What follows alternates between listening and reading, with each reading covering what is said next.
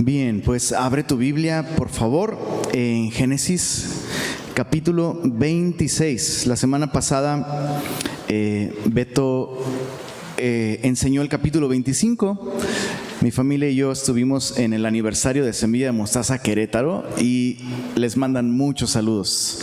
Todos nos preguntaban por la iglesia, por cómo está la iglesia, así que reciban un afectuoso saludo de parte de los semillosos en Querétaro. Y cuando andes por aquellos lares, pues acuérdate que hay una semilla por ahí. Ahí está el pastor Iber Cruz, una enorme bendición.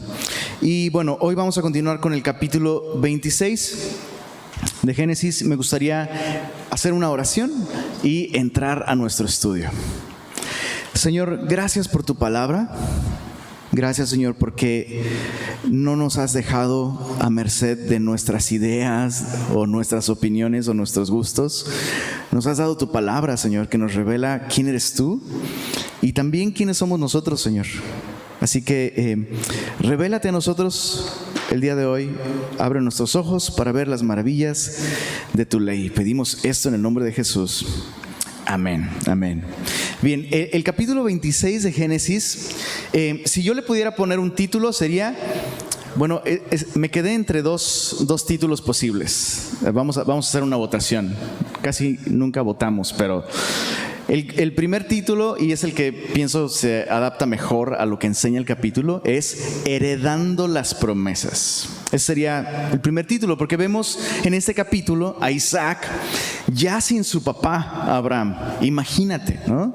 Ya sin su papá, que además no solo era su papá, o sea, era el padre de la fe. Abraham ya no está y ahora Isaac tiene que caminar hacia la voluntad de Dios para él. Ha recibido un legado, ha recibido una herencia espiritual, pero aunque esa herencia ya es suya, él tiene que apropiarse de ella, ¿no? Es como un poco como Pablo decía en la carta a los Gálatas, aunque el heredero es dueño de todo, mientras es niño no se difiere en nada del esclavo, aunque es señor de todo. Entonces la idea es que el heredero tiene que madurar para entrar en posesión de su herencia, ¿no? Y ahí va el segundo título posible, Caminando hacia la madurez. ¿Cuál te gusta más? Pues como a mí me gusta más ese rollo de la herencia, heredando las promesas. Lo de la madurez no me gusta mucho, ¿no? Bueno, ese es justamente el punto. Ese es justamente el punto, ¿no? Como creyentes tenemos que entender que Dios tiene un plan para nosotros. Dios en su gracia nos ha provisto de todas las cosas, pero se requiere que cada uno de nosotros responda a Él y camine hacia la madurez para heredar las promesas. Entonces ahí está. Ese es el tema del capítulo. Y un par de cosas que es bueno tener en mente. A Isaac se le dedica muy poco texto bíblico. Eso es sorprendente. Eso me llamó mucho, pero mucho la atención, porque como que casi siempre nos enfocamos en Abraham o en Jacob, ¿no? Y a Isaac, de hecho, el texto le dedica 2 capítulos, ¿no? Capítulos 26 y 27, 28 todavía un poco, aunque como tras bambalinas, ¿no? Y finalmente su muerte en el capítulo 35, pero es muy poco texto bíblico, ¿no? Y en parte pienso que se debe a su tipo de vida. O sea, no pasaron muchas cosas que digamos en la vida de Isaac. Como que tuvo algunos desafíos, agarró la onda, alcanzó las promesas y luego medio acabó, pues no tan bien, no lo mejor, ¿verdad? Y listo, ¿no? Y yo estaba pensando en esto, perdón, pero no puedo evitar meter mi perspectiva de papá en esto. Algunos consideran a Isaac muy aburrido por lo mismo, ¿no? Como que tuvo una vida así como pues Dios le hablaba, respondía y listo. Y dices, qué aburrido. Y pensaba, ojalá Dios le dé a mis hijas un testimonio así de aburrido, ¿no? Ojalá. ¿Entiendes lo que estoy diciendo? ¿No? Pues sí, tuvo sus detalles, tomó malas decisiones, pero Dios le hablaba y respondió y listo. Ojalá, ¿no? Honesto es que una vida aburrida no necesariamente es una vida sin propósito u ordinaria. O sea, a veces pensamos que tienen que pasar cosas brutales y una crisis terrible para que Dios se glorifique en la vida de alguien, pero esta vida aburrida de Isaac fue tan importante.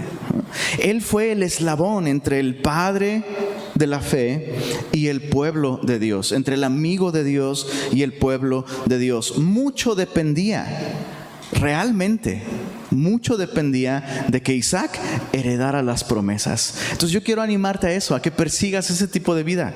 Ay, qué aburrida tu vida. Dios te habla y le escuchas y ya, y te bendice y mira, ya, listo, ¿no? Pues sí, eso es lo que Dios quiere. Dios quiere guiarnos, así como a Isaac. Dios quiere llevarnos hacia la madurez, así como a Isaac. Entonces, bajo esta perspectiva, déjame leerte, no vayas para allá, te lo voy a leer. Hebreos capítulo 6, versos 11 y 12, nos van a servir de bosquejo para Génesis 26, ¿ok? Aquí está el bosquejo, te lo leo, solo apúntalo. Hebreos 6, versos 11 y 12, dice así: pero deseamos que cada uno de vosotros muestre la misma solicitud hasta el fin, para plena certeza de la esperanza, a fin de que no os hagáis perezosos, sino imitadores de aquellos que por la fe, punto número 1, y la paciencia, punto número 2, heredan las promesas, punto número 3. Ese es el bosquejo de Génesis 26. Vemos a Isaac por la fe, versos 1 al 11, y por la paciencia, versos 12 al 25, heredando las promesas, versos 26 al 35. Y aquí es cuando todos dicen, ¡wow! ¿Qué onda con la palabra de Dios, no? Que se comenta a sí misma y nos explica porciones de un lado hasta otro. Bueno, ahí está. Primer punto, la fe de Isaac. Es necesario que a través de la fe y la paciencia heredemos las promesas. Y vemos la fe de Isaac siendo probada en los versos 1 al 11 del capítulo 26. Leámoslo. Vamos a leer versos 1 al 6 primero. Dice, ¿después de qué? Pues después de la muerte de Abraham que vimos en el capítulo 25. Después hubo hambre en la tierra, además de la primera hambre que hubo en los días de Abraham.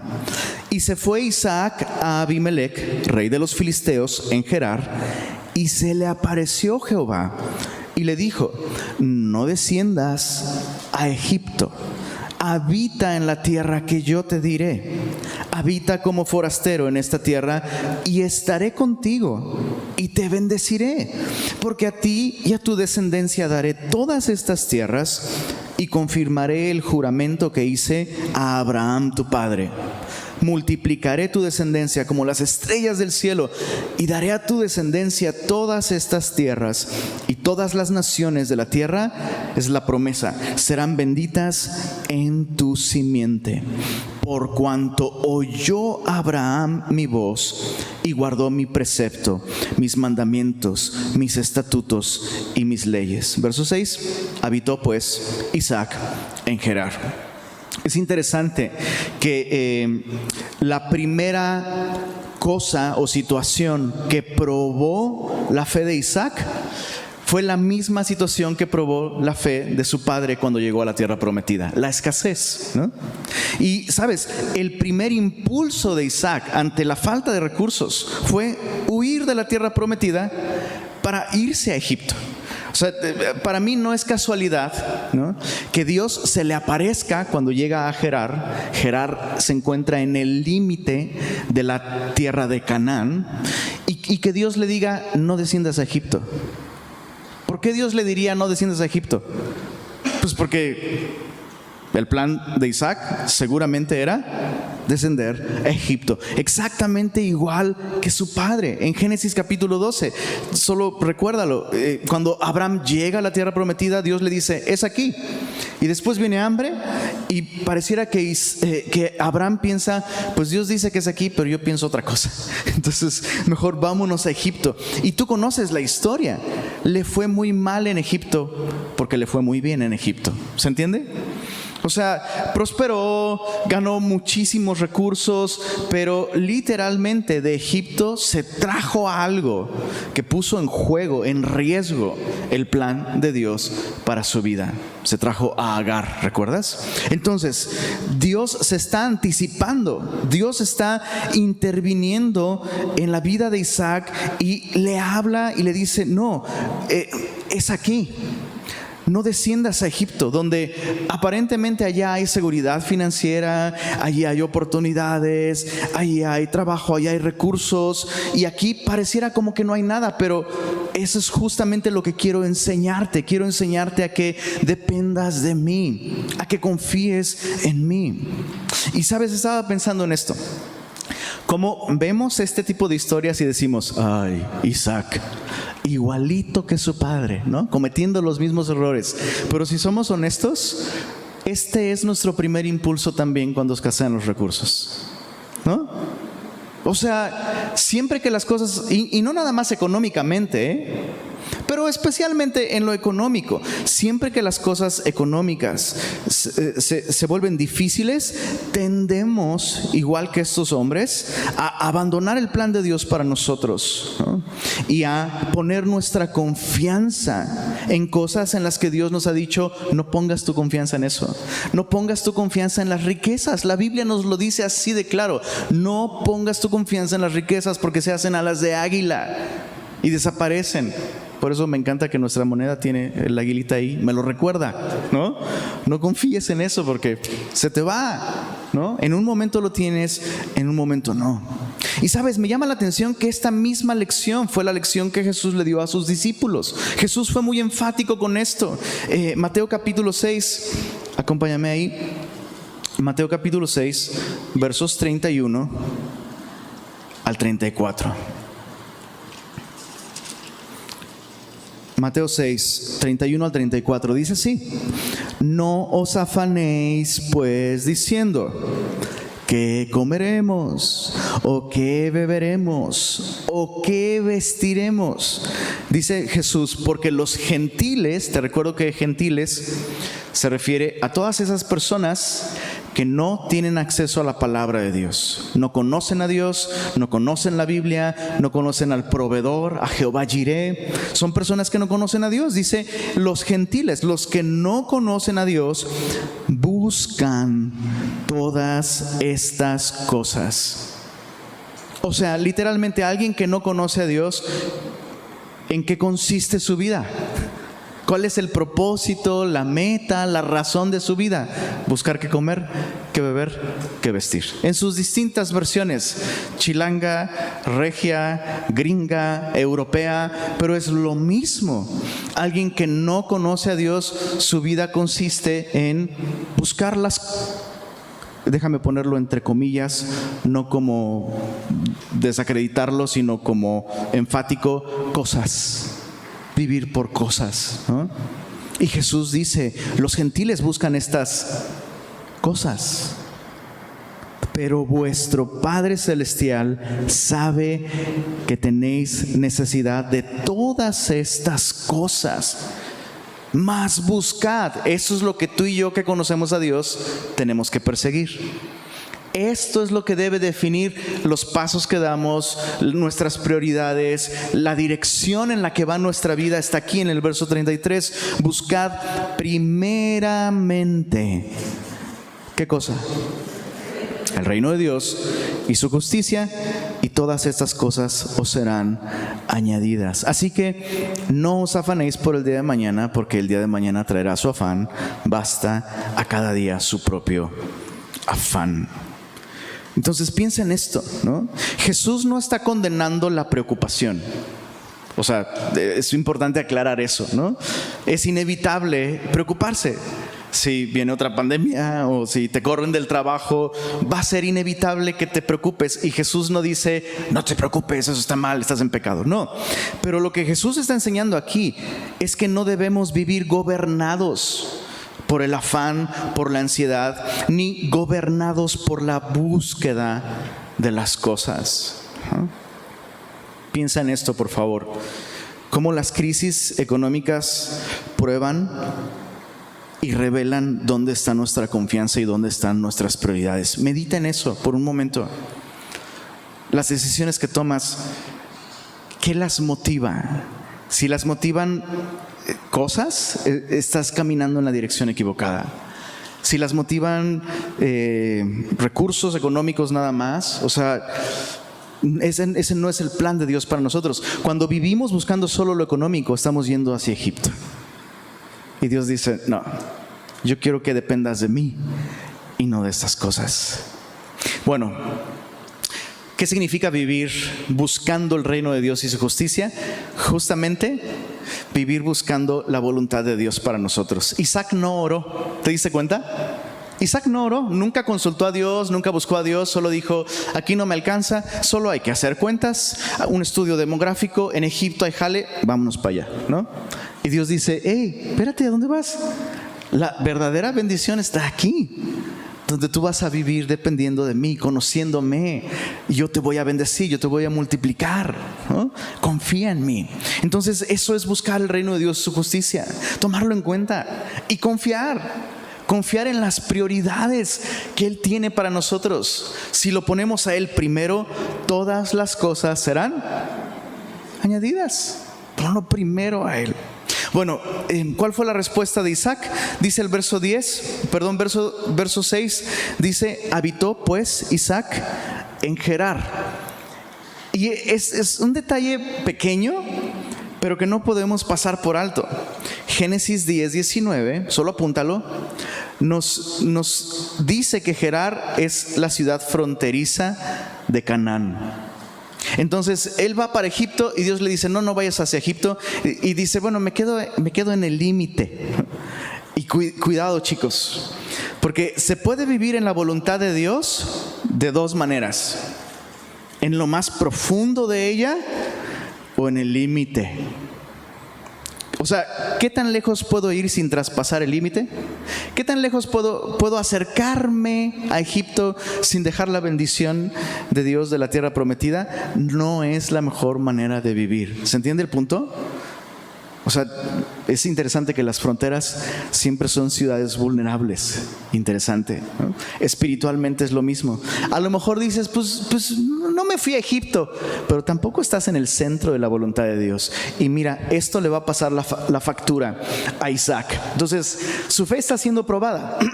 Primero por la escasez y después por el temor. Mira el versos 7 al 11.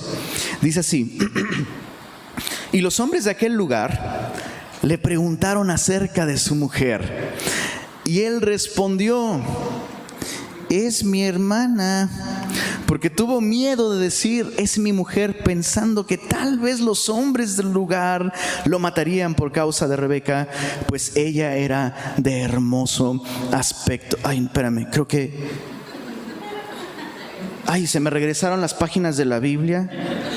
No, volvió a suceder. Lo que estás leyendo es un déjà vu impresionante, calca, casi palabra por palabra. Isaac está cometiendo el mismo pecado que su padre Abraham. Y hay dos cosas que quiero mencionar sobre esto, y no podemos evitar pensar en esto. Número uno, la influencia paternal es real. Es real, papás. Por favor, escuchen esto, futuros papás o papás del futuro. Escuchen esto y meditemos en esto. Y esto es algo que a mí me aterra, ¿sabes? La influencia paternal es real.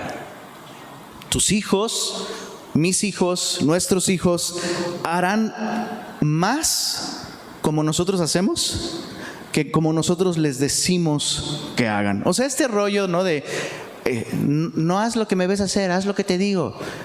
Bro, eso no funciona. Simplemente no funciona. Estaba leyendo, de hecho,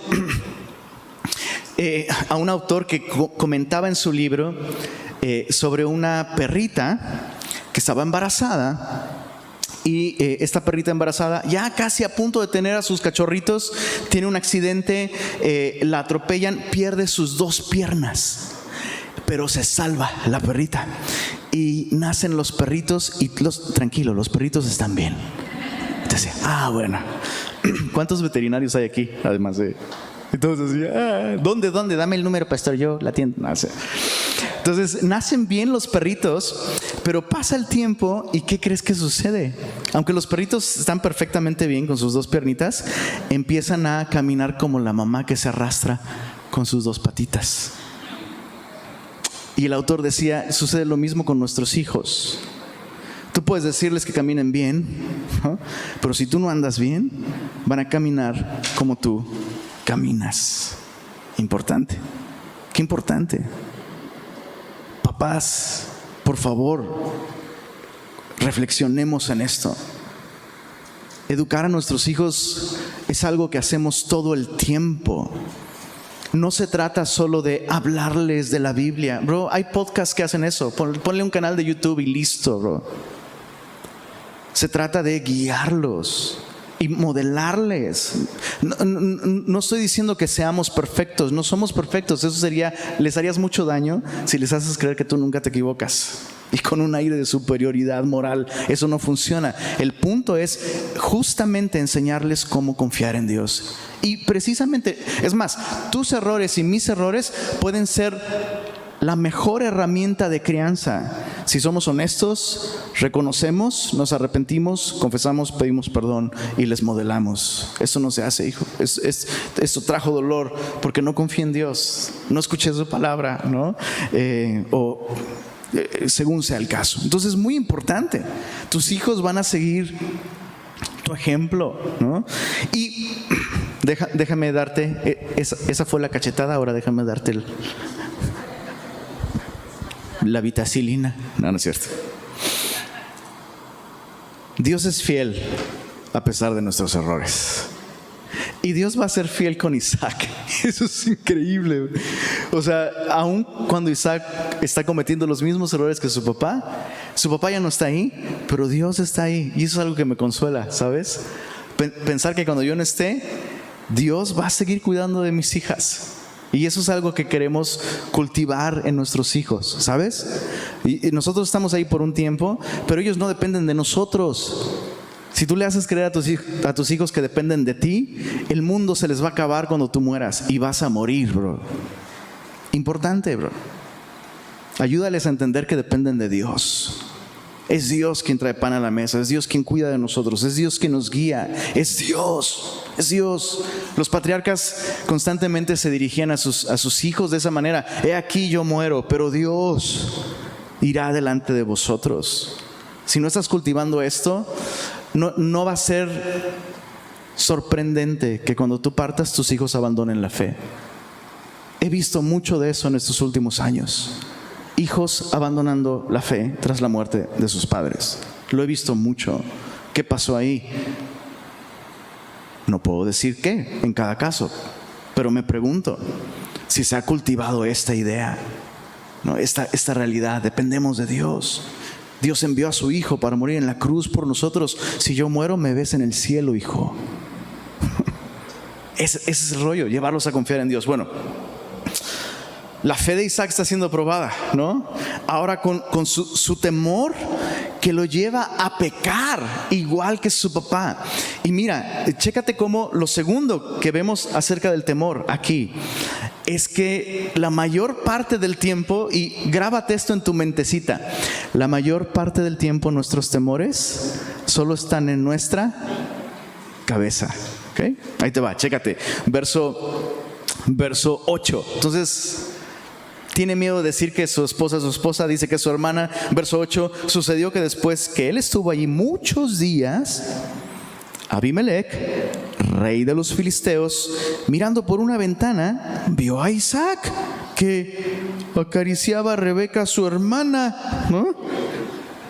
Y llamó a Abimelech a Isaac y dijo: he aquí, ella es de cierto tu mujer. ¿Cómo pues dijiste es mi hermana? O sea, el rey no logra entender por qué un hombre haría semejante bajeza y expusiera a su esposa a un terrible peligro y a otros a un terrible pecado. Mira, verso 9. Isaac respondió: porque dije, quizá moriré por causa de ella. No, hombre, ni Dios lo mande, que un esposo esté dispuesto a dar su vida por su esposa. ¿Qué locura es esa? ¿No? Verso 10. Y Abimelech dijo, me encantan las preguntas de Abimelech: ¿por qué nos has hecho esto? Por poco hubiera dormido alguno del pueblo con tu mujer y hubieras traído sobre nosotros, ¿qué cosa? El pecado. Entonces Abimelech mandó a todo el pueblo diciendo: el que tocare a este hombre o a su mujer de cierto morirá. Qué impresionante que el temor que tenía Isaac era un temor completamente infundado. Es más, déjame hacerte ver algo bien interesante aquí. Los hombres del lugar tenían más conciencia del pecado que Isaac. O sea, quienes debieran tener miedo de alguien más son los filisteos de Isaac, porque Isaac no está caminando con Dios. Isaac es más peligroso por no estar caminando con Dios que los filisteos supuestamente paganos. O sea, este rey pagano le está hablando a este patriarca sobre, oye, eso es pecado. O sea, hubieras traído pecado hacia nosotros. Entonces, déjame reducir esto a algo práctico. Así como el afán, el temor es algo inevitable en esta vida y de hecho es normal tener temores. ¿Cuántos aquí luchan con temores? ¿No? Como mi mamita, que cuando no tiene miedo de algo, eso le da miedo, ¿no? Así, ay, todo está muy tranquilo, no me iré a morir, ¿no? Así como, mamá, ¿cómo piensas eso? ¿No? Todo el tiempo andamos teniendo temores, ¿no? Pero, escucha esto, dejar que el temor nos gobierne, así como dejar que el afán por las cosas nos gobierne, dejar que el temor nos gobierne, dejar que el temor nos aconseje, dejar que el temor tome decisiones por nosotros, nos lleva, escucha esto, a vivir en pecado. Entonces, importante, porque casi siempre nos vemos, cuando tenemos temor, nos vemos como víctimas, ¿no? Yo soy la víctima porque yo tengo miedo. No, escucha esto, si dejas que el temor te gobierne, tú te vuelves el victimario. Y puedes hacerle daño a tu familia, expones a tu esposa, haces tropezar a otros con pecado. El temor jamás debe gobernar la vida de alguien que confía en Dios. Ahora, en el caso de Isaac, su temor estaba provocado por estar donde Dios no lo quería. Y eso vale la pena meditarlo. Muchas veces nuestros temores, y eso es como, eso no es que eso está en la Biblia, eso es algo que yo he descubierto conmigo. Así que me voy a balconear. Muchas veces la solución que le damos a nuestros temores revelan mucho de si esos temores son un resultado de estar donde no nos quiere el Señor. Porque la manera de solucionar su problema de Isaac era mintiendo. Y mentir siempre, repítelo conmigo, mi querido Regio, mentir siempre es pecado. No existe tal cosa como mentiras piadosas. De hecho, es la peor de las mentiras, decir que hay mentiras piadosas. Mentir siempre es pecado, punto. Entonces, cuando mi solución para vencer mis temores me lleva a pecar, casi seguro mi temor está siendo ocasionado porque ya estoy en pecado. Estoy donde Dios no me quiere. Ahora, lo bello de todo esto es que Dios no solo nos dice, no dejes que el temor te gobierne. Dios nos da una alternativa al temor. Eso es importante, ¿no? Todos recordamos pasajes como Filipenses 4, versos 6 al 7. Por nada estéis afanosos, sino sean conocidas vuestras peticiones delante de Dios en toda oración y ruego con acción de gracias, y la paz de Dios, que sobrepasa todo entendimiento, guardará vuestros en Cristo Jesús. Entonces me encanta que Dios no te dice nada más, ya deja de tener temor, sino dice, hey, confía en mí. O sea, háblame de tus temores, consúltame, tómame en cuenta, pide mi consejo, ¿no? Yo estoy allí para ti. Y si tú caminas conmigo y confías en mí y dependes de mí, yo voy a guardar tu mente y tu corazón en una paz que no se puede explicar. ¿No quisieras un poquito de esto? Está disponible para ti en Dios. Bueno, ahí está. La fe de Isaac probada, ¿no?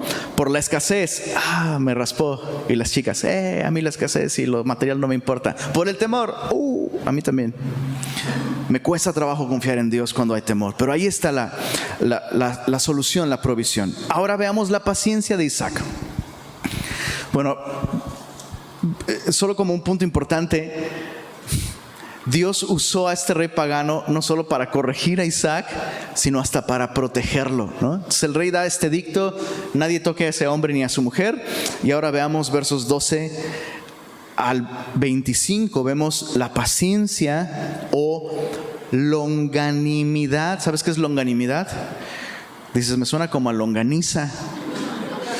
Un poco, pues sí, un poco, ¿no? Es largura de ánimo, perseverancia. No es que no te agüitas pasado el tiempo, ¿no? Perseveras. Eso es paciencia o longanimidad. Versos 12 al 25. Vemos dos aspectos de su paciencia: sembrando con paciencia y cavando con paciencia. Y hay lecciones muy importantes aquí. Veamos versos 12 al 16. Primero dice: y sembró Isaac en aquella tierra, y cosechó aquel año 100 por 1. Y dice ahí: y le bendijo Jehová. Y el varón se enriqueció y fue prosperando y se engrandeció hasta hacerse muy poderoso. Y tuvo hato de ovejas y hato de vacas. No le falta una R ahí. El hato es un rebaño, no es mucho, ¿no? Truncuntums. ¿Qué pasó, equipo de multimedia, ahí con el? Bueno, tuvo mucho de estas cosas y mucha labranza. Y los filisteos, dice el verso 14, le tuvieron envidia. ¿Te suena? Verso 15: y todos los pozos que habían abierto los criados de Abraham, su padre, en sus días, los filisteos los habían cegado y llenado de tierra.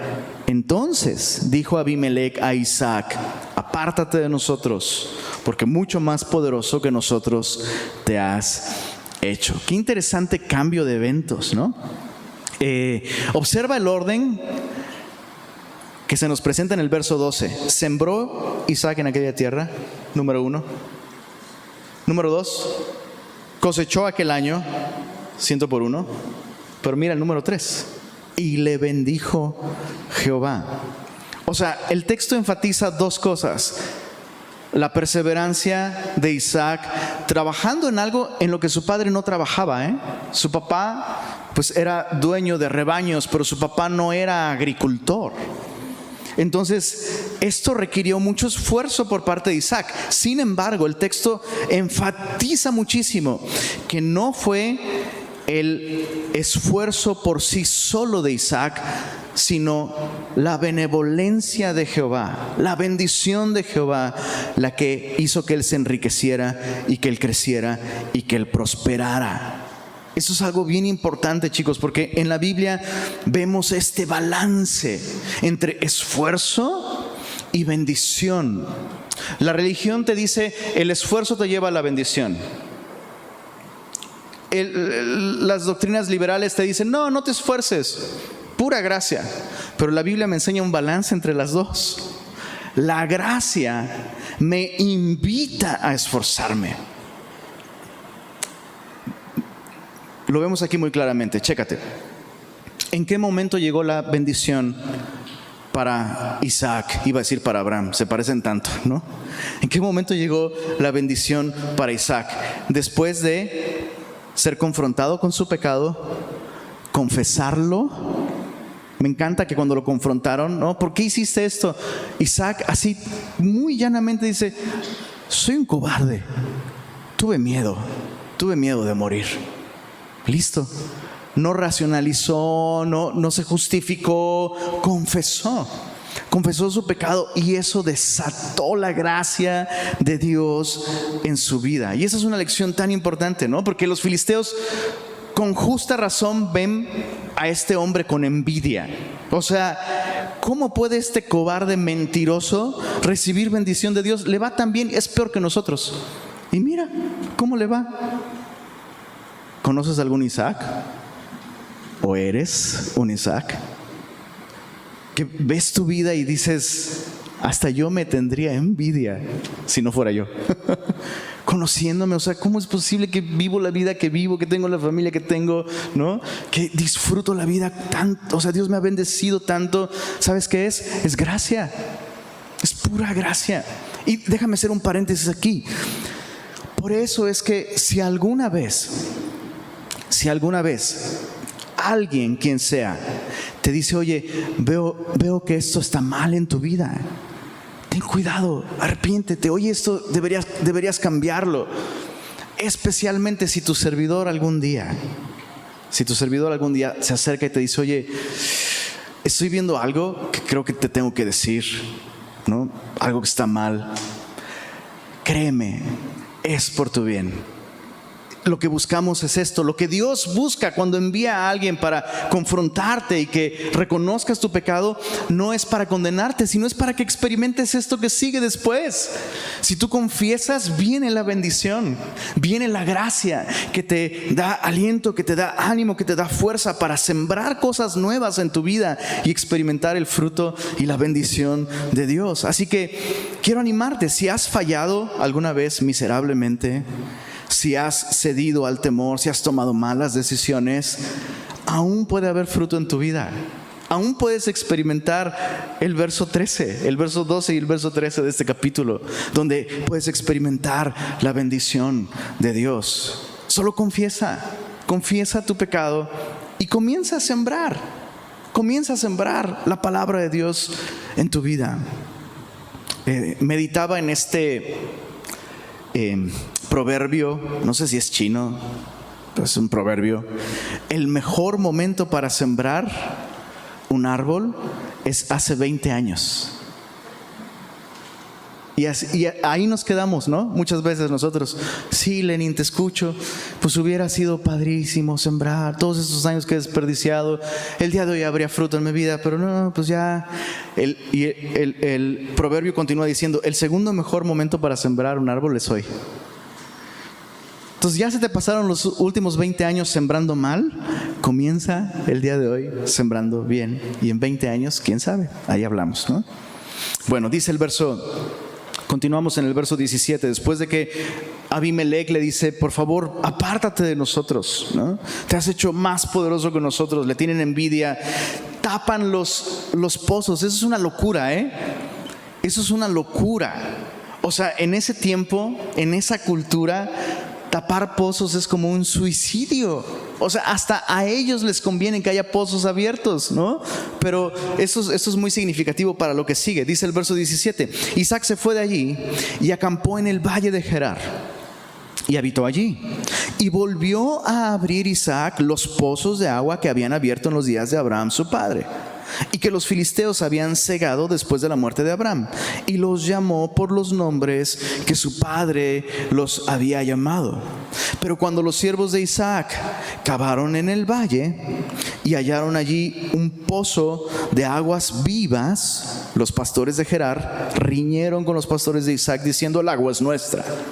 Por eso llamó el nombre del pozo Esek, porque habían altercado con él. Esek significa contención. Y abrieron otro pozo y también riñeron sobre él, y llamó su nombre Sitna. Eso significa enemistad. Por si alguien está buscando un nombre para niño, Esek, bien contencioso, y para niña, Sitna. Ahí está. Verso 22, y se apartó de allí y abrió otro pozo, y no riñeron sobre él, y llamó su nombre Rehobot, y dijo, porque ahora Jehová nos ha prosperado y fructificaremos en la tierra. Y dice, verso 23, y de allí subió a Beer-seba. ¿Qué es lo que estamos viendo aquí? Pozos, ¿no? Los pozos de agua en la Biblia son un símbolo de recursos espirituales, especialmente si esos pozos dan con fuentes de agua viva, ¿no? Son estas corrientes subterráneas de donde todo el tiempo estás obteniendo agua. No hay que bombardear nubes, hay que cavar. Ese es el rollo. Y ese es el punto aquí con Isaac. O sea, nosotros escuchamos acerca de un pozo y es como, pues cavó un pozo. ¿Alguien aquí alguna vez ha cavado un pozo? Yo nada más pozole, pero ese se cava rápido. Un pozo, o sea, tienes que cavar bien hondo, bro. Es trabajo durísimo. Y luego cavas y no encuentras, ¿no? De hecho, me estaban contando que hay unas personas que traen, ¿cómo es? ¿Una hojita o qué es? una ramita. No sé si eso jala, bro. ¿Con quién te juntas, bro? Y esos cuates cobran una fortuna, pero aquí hay agua, ¿no? No sé cómo lo hacen, pero ese es otro tema. El punto es, imagínate todo ese esfuerzo, ¿no? Y que empiece la contención, que empiecen los problemas, que empiece la enemistad, las riñas. Dices, oye, estoy encontrando agua, ¿por qué me pelean tanto por esto? Pues es justamente así como va a suceder en tu vida espiritual. La gente tiene la idea de que si empiezo a cavar en la Biblia y empiezo a echar mano de esos recursos espirituales, todo me va a ir maravilloso, no voy a tener problemas. Mentira. Es justo allí donde van a comenzar las dificultades y las enemistades y los problemas. El enemigo va a usar personas, pero nuestra guerra no es con las personas. El enemigo va a intentar distraerte. Empiezo a leer la Biblia. Pues claro, el enemigo quiere que te mueras de sed y que dejes de cavar donde sí hay agua. Juan capítulo 4, ¿recuerdas a Jesús sentado en el pozo, justamente con la mujer samaritana? Todo el que beba de esta agua volverá a tener sed, pero el que beba del agua que yo le daré saltará para vida eterna. Será en él una fuente que salte para vida eterna, un recurso inagotable de paz, de gracia, de sabiduría, de amor. Entonces, Isaac se vuelve un ejemplo para nosotros en este sentido, ¿sabes? Cavando hasta encontrar esa fuente de agua viva. Nuestro caminar con el Señor así se siente a veces, ¿no? Estás cavando y dices, está muy seco todo, mi vida está seca. Sigue cavando, bro. Y luego encuentras agua, ¿no? Y luego viene la contención, y viene la prueba, y viene la enemistad, y vienen las broncas. Sigue cavando. Mira el verso 22, se apartó de ahí, abrió otro pozo, no riñeron sobre él, llamó su nombre Rehobot y dijo, porque ahora Jehová nos ha prosperado y fructificaremos en la tierra. Vamos a leer hasta el verso 25, dice, de ahí subió a Beerseba. Beerseba es un lugar muy importante, ahorita vamos a ver por qué. Y se le apareció Jehová. Entonces primero Jehová se le aparece cuando él va hacia Egipto y Jehová le dice, aquí no es. Quédate en la tierra prometida. Y Dios empieza a usar las circunstancias para mover a Isaac. Isaac se está moviendo, ¿no? Está cavando pozos, está siguiendo la herencia espiritual de su padre, cavando los pozos que su padre cavó, y finalmente decide ir hasta Beerseba. Puedes estudiar el capítulo 21 de Génesis, donde descubrirás que en Beerseba justamente su padre hizo un pacto con los filisteos, o mejor dicho, los filisteos hicieron un pacto con su padre. Vemos que Dios está contigo, le dijeron los filisteos a Abraham, hagamos un pacto. Y entonces Abraham dice, padrísimo, hagamos ese pacto, nada más tengo una sola condición para tener este pacto entre los dos: respeten mis pozos. Qué interesante, qué interesante. Entonces aparta 7 corderitas, se las da a Abimelech. Recuerda que Abimelech no es un nombre, es el título del rey de los filisteos. Le da esos 7 animales y dice, ¿qué son estos animales? Son un símbolo de que este pozo es mío, ¿no? Y por eso se llama Beerseba, que significa pozo de los 7 o pozo del pacto. Entonces es como si Isaac dijera, ¿qué estoy haciendo? Ya mi padre cavó en un lugar, encontró agua, debo regresar allí. Y llega a ese lugar y se le aparece Jehová. Es aquí, le dice, verso 24. Se le apareció Jehová aquella noche y le dijo, yo soy el Dios de Abraham tu padre, no temas, porque yo estoy contigo y te bendeciré y multiplicaré tu descendencia por amor de Abraham mi siervo. Y edificó allí un altar, el primer altar que vemos a Isaac construyendo. Y dice, invocó el nombre de Jehová y plantó allí su tienda, y abrieron allí los siervos de Isaac un pozo. Está cavando donde Dios donde su padre encontró agua. Dios le está diciendo, es aquí, y aquí es donde él está cavando. Antes de dejar este punto de la paciencia de Isaac, qué importante es entender esto. Mira cómo Dios permitió todas estas dificultades en la vida de Isaac, y fueron una bendición, bro. Todos estos problemas que Isaac experimentó, la envidia de los filisteos, ¿no? Taparon sus pozos, y luego vete de aquí, ¿no? Todo eso, y luego encuentra pozos de agua y se los quitan, y él se ve forzado a moverse. Todas estas dificultades fueron una bendición de Dios. Dios usó estas dificultades para guiar a Isaac hasta donde él tenía que estar. Y eso es algo que tenemos que aceptar. O sea, no sé cómo llegamos a esa idea de que amar a Dios, confiar en Dios, conocer a Dios, depender de Él, nos va a llevar a una vida sin dificultades. Déjame decirlo de esta manera, y te animo a que lo veamos de esta manera.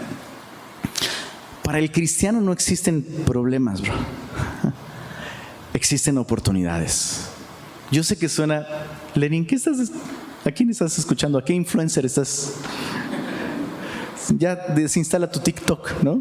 Yo sé que suena como a eso, pero en nuestro caso es verdad. En nuestro caso es verdad. Creo que hay que cerrar el ala de esa puerta. En nuestro caso es verdad. Para nosotros no hay problemas. La Biblia nos dice, Romanos 8:28, ¿se acuerdan? A los que aman a Dios, ¿cuántas? Todas las cosas nos ayudan. Y vemos que Dios permitió todas esas dificultades en la vida de Isaac. ¿Para qué? Para ayudarle para bien. Ayudarle para bien. Seamos honestos. No cavamos espiritualmente, ni profundizamos espiritualmente en nuestra relación con Dios con la misma determinación y perseverancia cuando todo está bien como cuando todo está mal. ¿Entiendes lo que estoy diciendo? No oras con la misma perseverancia, persistencia. Tus prioridades cambian, bro. Tan pronto llega ese diagnóstico del doctor, entonces de pronto tienes tiempo para orar, tienes tiempo para el compañerismo, tienes tiempo para congregarte, te quieres discipular, quieres conocer, quieres cavar porque necesitas a Dios. Se acaba la bronca y se acaba la devoción, bro. Triste. Pero si eres como yo, tendemos a ir en esa dirección. Entonces necesitamos las dificultades de nuestra vida. Son una bendición de parte de Dios que nos invitan a perseverar, a cavar en los lugares correctos. Ahora, siguiente pregunta. ¿Qué los recursos espirituales no nos fueron dados por gracia? O sea, ¿no se supone que eso es automático, como nomás, pues Señor, ayúdame y listo? No funciona así. Sí, Dios nos ha dado tesoros espirituales, recursos espirituales en Cristo, pero justamente la Biblia nos dice que esos tesoros están escondidos en Cristo, lo cual implica que tenemos que buscarlos, bro, cavarlos. Me gusta cómo lo explica el pastor Alex Aguad. Alex Aguad es como el Kung Fu Panda de los predicadores. Es todo tierno pero es letal con la Biblia. Cuidado. Pero Alex Aguad lo explica de esta manera. Dios no nos da los recursos como si fuesen dinero en efectivo. Dios nos da los recursos espirituales como si fueran una mina de riquezas. Ya eres rico, ya están ahí, pero tienes que cavar. Cavar no hace que tú te ganes esa riqueza, ya es tuya. Pero si no cavas, pues no la disfrutas. Es lo mismo espiritualmente. ¿Sabes? Es a través de perseverar en una relación con Dios. Chicos, nuestras prioridades, por favor. Si nuestras prioridades son correctas, vamos a estar cavando en los lugares correctos y vamos a disfrutar de todos estos recursos espirituales. Entonces, que nos quede claro esto: Dios es un Dios de gracia, sí, pero Dios no bendice la pereza, Dios no bendice la tibieza. La Biblia dice que Dios, palabras de Jesús, ¿te prefiero frío o caliente? Acuérdate del clima de Monterrey, bro.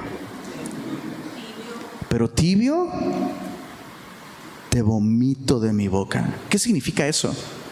A Jesús le da asco esa actitud de tibieza, de mediocridad espiritual.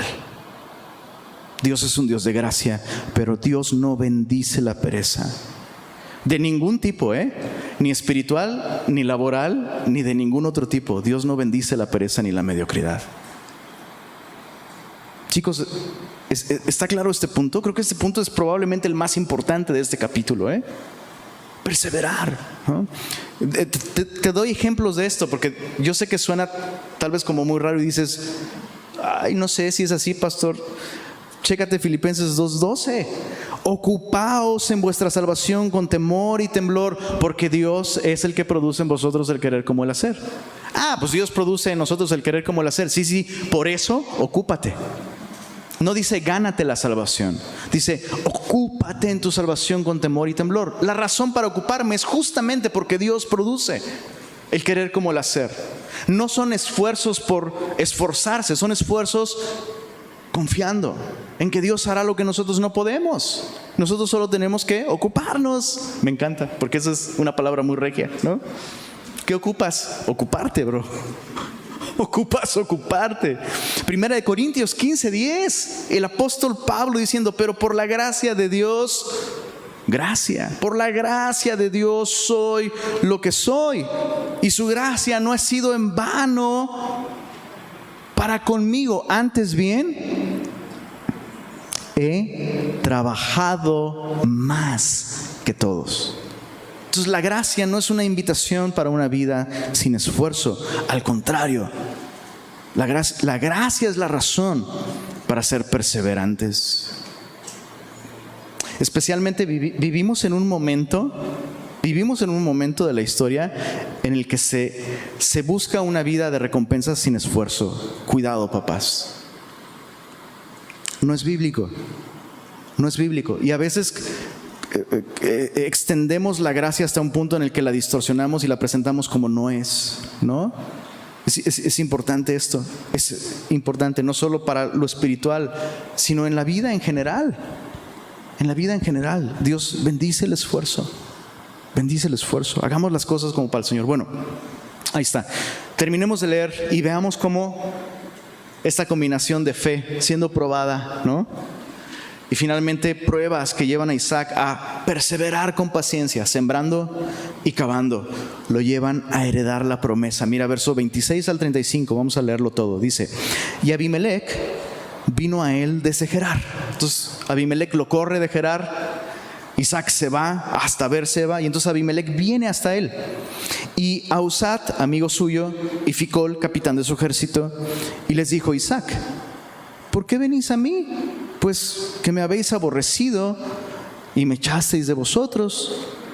Ellos respondieron, mira qué hermoso, hemos visto que Jehová está contigo. Y dijimos, haya ahora juramento entre nosotros, entre tú y nosotros, y haremos pacto contigo para que no nos hagas mal, como nosotros no te hemos tocado y como solamente te hemos hecho bien. Sí, cegando los pozos de mi padre, corriéndome, pero va, y te enviamos en paz. Tú eres, mira, lo está diciendo esto un pagano, tú eres ahora bendito de Jehová. Entonces él les hizo banquete, comieron y bebieron y se levantaron de madrugada y juraron el uno al otro. E Isaac los despidió y ellos se despidieron de él. Ese es el énfasis de este texto, en paz, ¿no? En aquel día sucedió que vinieron los criados de Isaac y le dieron nuevas acerca del pozo que habían abierto. ¿Recuerdas? Se fue a Beerseba, empezaron a cavar un pozo. Pasa todo esto, vienen los siervos y le dicen, hemos hallado agua. O sea, es aquí, ¿no? Todo Dios nos quiere es aquí. Y lo llamó Seba. Por esta causa, el nombre de aquella ciudad es Beerseba hasta este día. Bueno, versos 34 y 35 son un paréntesis que creo tienen más que ver con el siguiente capítulo. Así que vamos a dejarlo hasta ahí. ¿Qué es lo que estamos viendo aquí? Que finalmente Isaac está ocupando su lugar como el heredero de esta promesa que Dios le hizo a Abraham. A través de él bendecir a todas las naciones. Y hay cosas que me llaman la atención aquí. No puedo dejar de pensar en Proverbios 16:7, que dice, cuando los caminos del hombre son agradables a Jehová, aún a sus enemigos hace estar en paz con él. O sea, es este pacto que los filisteos están haciendo con Isaac. Es como una ilustración de lo que sucede en la vida de alguien que camina agradando a Dios. Fíjate qué interesante. No es que ellos quieren la bendición que Él tiene. Simplemente están reconociendo: Dios está contigo y vemos la bendición en tu vida. Y chicos, eso es lo que debiéramos nosotros perseguir como creyentes, como cristianos, ¿no? Nos encantaría que todos los que nos rodean quisieran recibir la bendición de tener una relación con Dios, ¿verdad? Nos encantaría. Pero por lo menos, si no quieren tener una relación con Dios, que por lo menos puedan reconocer que nosotros la tenemos. ¿Se entiende el punto? Que al ver nuestras vidas ellos puedan decir: pues mira, me caes re gordo y tú sigue quedándote allá, ¿no? Pero no puedo negar que he visto que Dios es real en tu vida y que Dios te ha bendecido. O sea, eso me queda claro, ¿no? O sea, es un poco como el cuate que ha rechazado el evangelio un chorro de veces en tu trabajo, en tu colonia, ¿no? Que hasta habla mal de ti, pero cuando tiene una bronca te manda un mensajito y te dice: tú que estás cerca de Dios, ora por mí, ¿no? Es como: pues ya te dije, tienes que venir a Él. No, nada más quiero que ores por mí. Eso es lo que está pasando aquí. Y es un símbolo, repito, de lo que Dios quiere hacer con nosotros, ¿no? Los filisteos mismos reconocen la bendición y la mano de Dios sobre Isaac. Y en ese sentido, la vida de Isaac es un testimonio vivo del Dios de gracia que escogió a esta familia para bendecir al mundo entero a través de Jesús. Así es como Dios quiere que tú y yo vivamos. Esto significa heredar las promesas como creyentes. Vivir siendo un testimonio del Dios que quiere bendecir a todos a través de Jesucristo. Heredamos esto a través de la fe y a través de la paciencia. Ser perseverantes. ¿Cómo está tu fe? ¿Qué han revelado las pruebas recientes? Escasez económica, temores. ¿Estás buscando primeramente el reino de Dios y su justicia? ¿Qué revela las dificultades que estás viviendo? ¿Que tu perseverancia se encuentra cavando en los recursos espirituales? Si es así, solo es cuestión de paciencia. El Señor usará ese tipo de vida para hacer que otros vean su gracia y su bondad. ¿Oramos? Señor, gracias por esta porción de tu palabra. Te rogamos, Señor, que estas verdades puedan llevarnos a tomar decisiones en nuestra vida, a hacer cambios. Te ruego, por favor, Señor, que después de meditar en estas cosas, ninguno de nosotros se quede igual, Señor. Permítenos reflexionar, permítenos hacer cambios, Señor. Permítenos confesar pecados, Señor, y ser atraídos, Señor, por esta oportunidad que tú nos das de sembrar las cosas correctas en nuestra vida, Señor. Permítenos ser creyentes que perseveran y que heredan no solo las promesas, Señor, sino que disfrutan y que echan mano de estos recursos espirituales que nos has dado en Cristo. Deseamos que nuestras vidas sean testimonio de tu gracia a aquellos que nos rodean. Así que ayúdanos, Señor.